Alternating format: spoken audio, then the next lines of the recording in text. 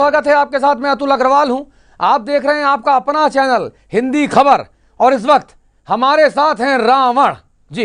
ये रामायण वाले रावण नहीं है, ये आधुनिक रावण है।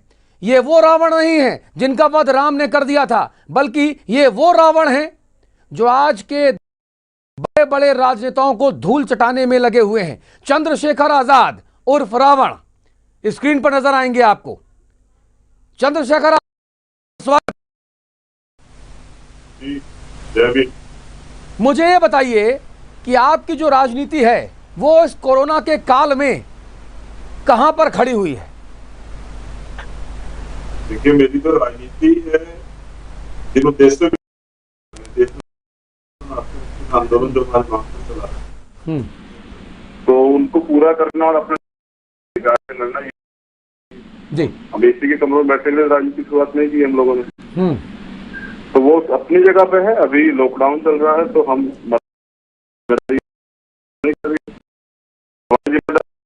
आर्थिक मदद कर रहे हैं, लोगों की राशन मुहैया करा रहे हैं हम सब लोग पूरे देश में, तो वो कर रहे हैं जी। तो यही काम है हमारा, यही जी।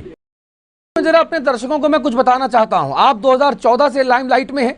जातिगत संघर्ष से पैदा हुई एक पार्टी भीम आर्मी की स्थापना आपने की है। दलितों के नेता के तौर पर आप उभर रहे हैं। मायावती की राजनीति को आप रिप्लेस कर रहे हैं। बहुजन की अगर बात करते हैं तो SC ST OBC के सबसे बड़े नेताओं की सूची बने तो रावण का नाम उसमें शामिल होगा।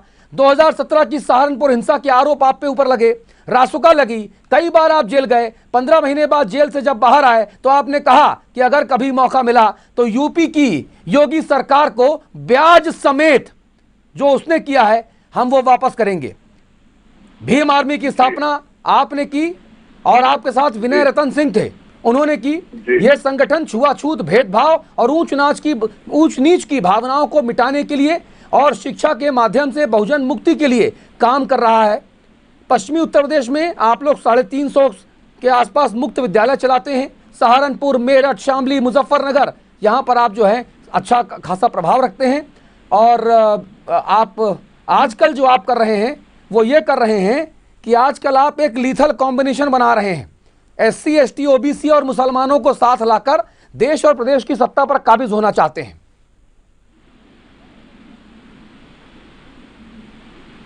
हो गया जी, काबिज होना चाहते हैं, वही राज करना चाहते हैं, क्या बुराई है?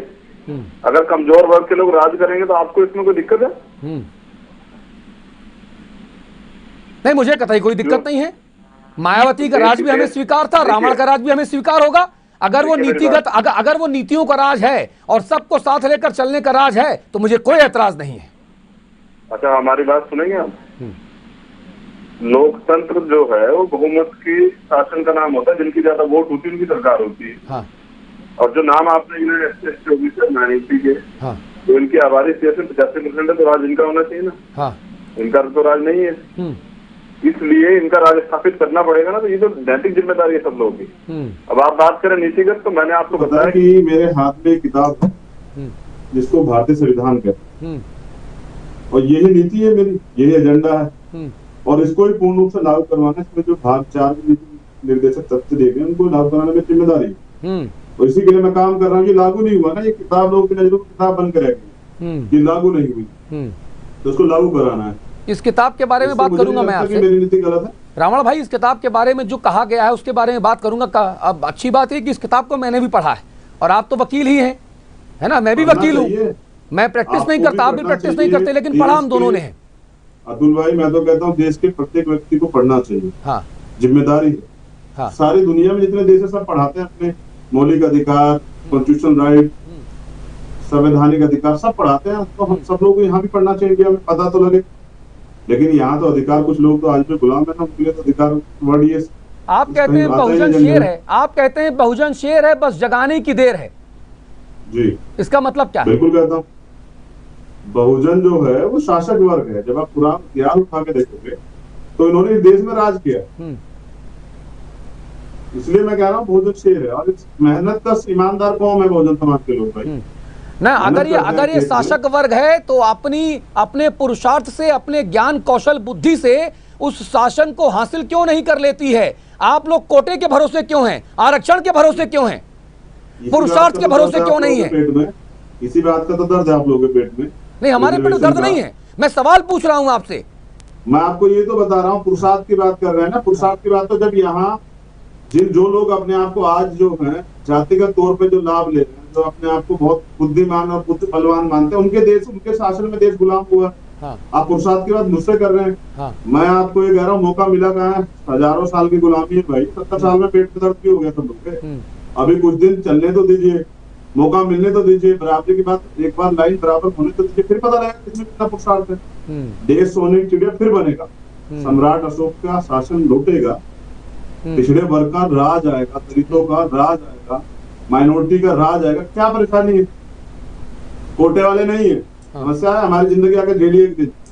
अतुल भाई, हाँ। आके हमारी जिंदगी झेलिए, देखिए हाँ।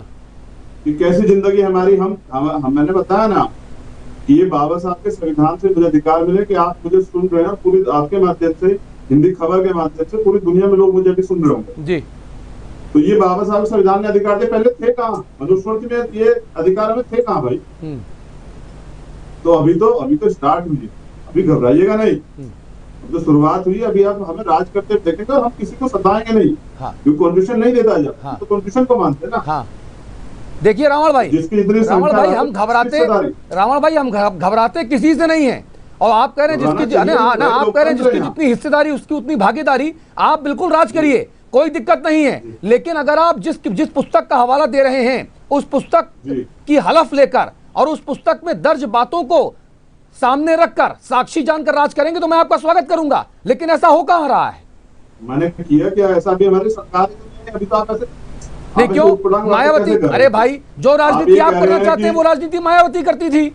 4 बार की मुख्यमंत्री थी मायावती। दलित की बेटी दौलत की बेटी बन गई। दलित वहीं के वहीं खड़े हैं। दौलत से तकलीफ है क्या? दलित अगर दौलत इकट्ठा कर ले या दलित के बाद दौलत तकलीफ हो जाती है क्या? तो मायावती की पार्टी ज्वाइन कर लो ना। सुनिए अतुल भाई, 90% जीते जी अपनी मूर्तियां लगवाने वाली दलित की बेटी दौलत की बेटी बन जाती है और आप उसको डिफेंड करते हैं यहाँ पर। मैं क्या कह रहा हूँ आपसे? ये लिखा क्या बाबा साहब के कॉन्स्टिट्यूशन में? अच्छा, आपको क्या लगता है चिल्लाने से क्या हो जाएगा? इससे ज्यादा तेज चिल्ला लीजिए। मैं ये कह रहा हूँ 90%, आप गवर्नमेंट का आंकड़ा दे रहा हूँ, 90% पूंजी जो है 10% लोगों के पास है। हाँ, तो मेहनत करते हैं, पूंजी है। हो जाती है आप लोगों को। अरे भाई, मेहनत करते हैं, बुद्धि है, पुरुषार्थ है, पूंजी कमाते हैं। आप भी कमाइए, किसने रोका आपको? अरे भैया, मैं कह रहा हूँ कमा तो रहे हैं। किसके अधीन है भाई? कॉन्स्टिट्यूशन के अधिकार, कॉन्स्टिट्यूशन तो मिला वो ले रहे हैं, तुम कुछ दे रहे हो क्या? या पूरी दुनिया से कोई खरा दे रहा है क्या भाई? हाँ। अपना जो कॉन्स्टिट्यूशन में अधिकार मिला वो तो ले रहे हैं, और ये हमारा अधिकार छीन के लेंगे, तुम रोक कैसे सकते भाई? हाँ। अच्छा, सुप्रीम कोर्ट का एक फैसला आया 24 तारीख को। सुप्रीम कोर्ट कहता है कि 70 वर्ष से फायदा ले रहे महानुभावों के वारिसों को अब आरक्षण नहीं मिलना चाहिए। सुप्रीम कोर्ट ने स्पष्ट तौर पे कहा है कि आरक्षण का लाभ उन महानुभावों के वारिसों को नहीं मिलना चाहिए जो 70 वर्षों से आरक्षण का लाभ उठाकर धनाढ्य वर्ग की श्रेणी में आ चुके हैं। वर्षों से आरक्षण का लाभ सही मायनों में अनुसूचित जाति और अनुसूचित जनजाति वर्ग के जरूरतमंद लोगों तक नहीं पहुंच रहा है, यह माननीय सुप्रीम कोर्ट ने कहा है। इस पर आप क्या कहेंगे सर? देखिए, लोकतंत्र है, सबको अपनी बात रखने का अधिकार माननीय न्यायालय को भी है। मगर मैं जानना चाहता हूँ, जिन जजों द्वारा फैसला दिया गया है वो 5 केस डाल गए। वो तो सारे अपर कास्ट गरीबों के साथ कब से? मैं नाम गिनाता हूँ ना आपको, मैं नाम गिना रहा हूँ। जस्टिस अरुण मिश्रा, जस्टिस किस जाति के? सुन लीजिए ना पहले 1 minute. Justice Arun Mishra, justice Indira Banerjee, justice Vineet शरण, जस्टिस MR शाह और जस्टिस अनिरुद्ध बोस। अब आप इनको जातियों में बांटना चाहते हैं तो बांट सकते हैं, मैं नहीं बांट रहा।